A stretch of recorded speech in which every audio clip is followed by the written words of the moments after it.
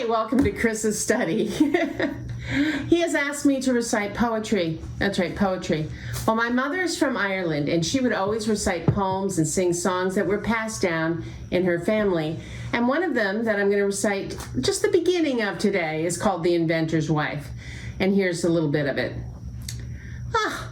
It's easy to talk of the patience of Job. Sure, he had nothing to try him, but if he'd been married to Bijah Brown, folks wouldn't have dared to come nigh him.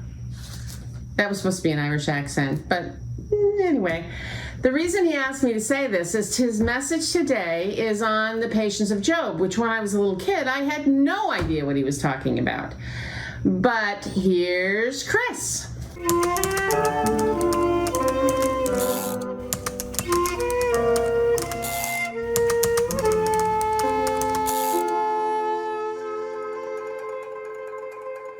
Thank you, Linda. I have heard that poem. You've recited it for 34 years, and I love it every time you hear it. And that little snippet talks about, a woman who has a trying husband, and she compares her trials to the trials of Job. And the trials of Job, oh my gosh, they're pretty significant. And so she's saying, well, Job's got nothing on me. And the thing is, she starts with patience of Job. The patience of Job. But apparently she hasn't read Job, because Job is not particularly patient throughout the book. Which, by the way, most scholars now think that this book, Job, the book of Job, was the first book that was written down. It started almost certainly as a story that was told around a campfire. And in fact, one of my favorite lines in all of literature is Job 5:7. And it reads, "Humanity is born to trouble like the sparks fly upwards." Now, we've all been around a campfire at some point watching the sparks raise up and disappear into the night. And that image of humanity, that is the present lot of humanity. Trouble will come to us. And this is a meditation about trouble. Why do bad things happen to people? And it begins with being very clear about what kind of person Job is. Job is, we are told in the very beginning, upright and honest. He is a good man.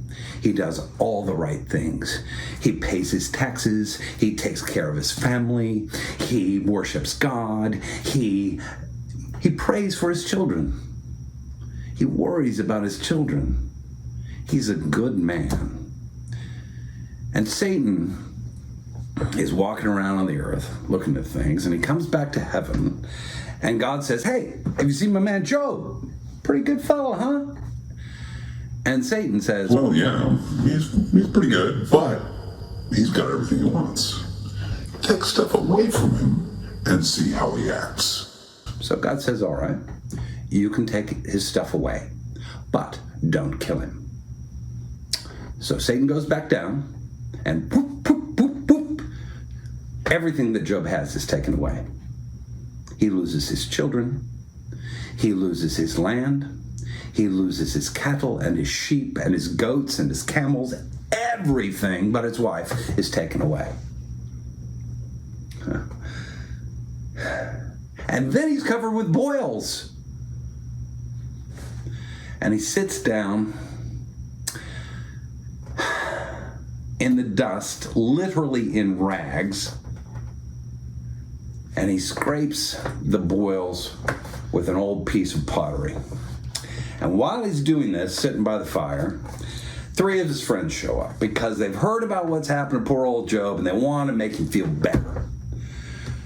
And so his friends come and they sit down by the campfire, and they brought along some kid with him, maybe a nephew of one of the 3, and they sit down and they start to talk.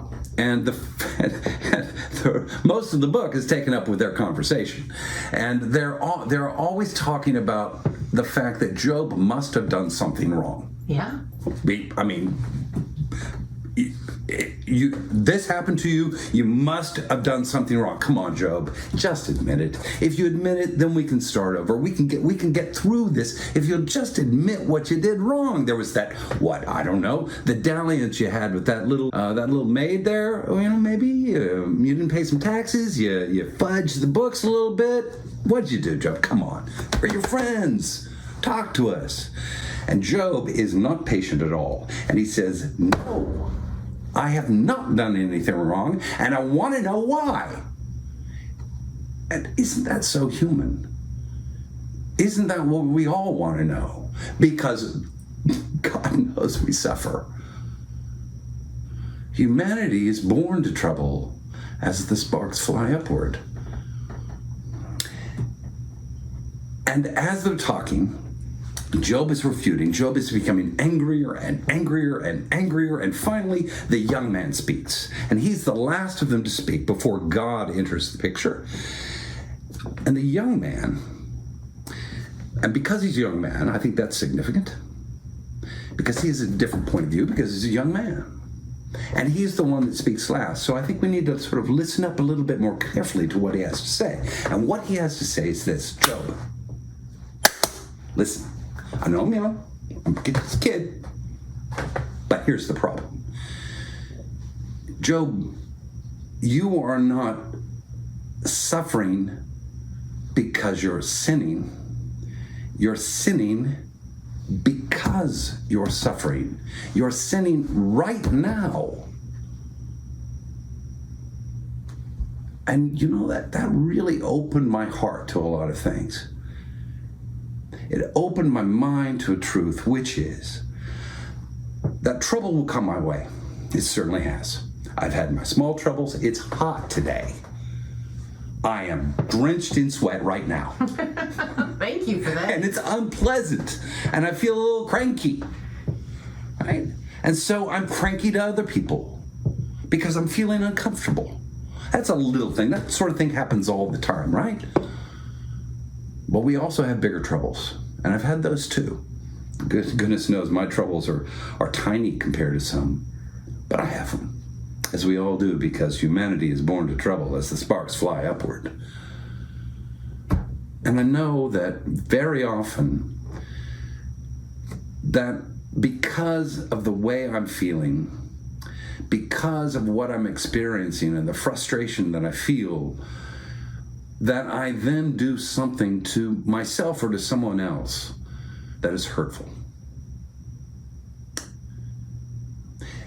And there's another great truth in this book, and that is that we still think like those three friends. We still think when we see somebody suffering that they must have done something wrong to deserve it. There must have been, if they just stopped drinking, they just wouldn't put themselves in that situation. They just get themselves a job. Whatever. They made their bed, they need to lie in it. And that crass idea is one that we still have all the time. And part of the message of Job is that suffering comes to people no matter what. It rains on the just and the unjust. Sometimes bad things just happen. And when that happens, what we can do is the next right thing. After the young man speaks, God enters the picture. And he's not impressed. And he says, all right, Job, let's talk. But can we talk as equals? I don't think so. I don't think we can talk as equals, because actually you didn't make the rain. You didn't make the mountain. You didn't make the gazelle. You didn't make the whale. You don't know what my plan is. You won't know what my plan is, but know that I have a plan, and you need to do your part in that plan. And your part is to worship me.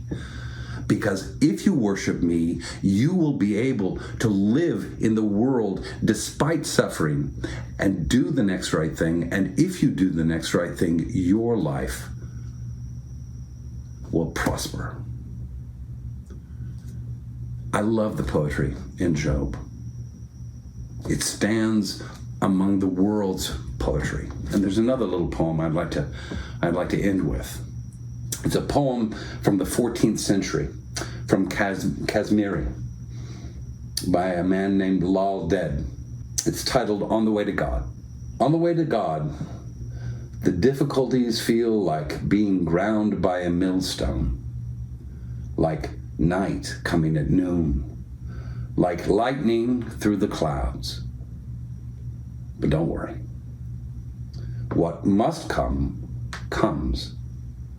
Face everything with love, as your mind dissolves in God. And what I have found, beloved, is this. When I have dipped my toe into the ocean of God, what I have found is love, and I have found my true self within it. I pray that you find the grace, the love, and the community that you need to do the next right thing, no matter what comes. Amen.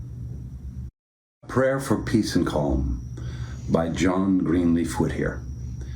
Dear Lord, parent of humankind, forgive our foolish ways. Reclothe us in our rightful mind. In purer lives thy service find, in deeper reverence praise. Drop thy still dews of quietness till all our striving cease. Take from our souls the strain and stress, and let our ordered lives confess the beauty of thy peace. Breathe through the hearts of our desire thy coolness and thy balm. Let sense be dumb, let flesh retire. Speak through the earthquake, wind, and fire, O still small voice of calm.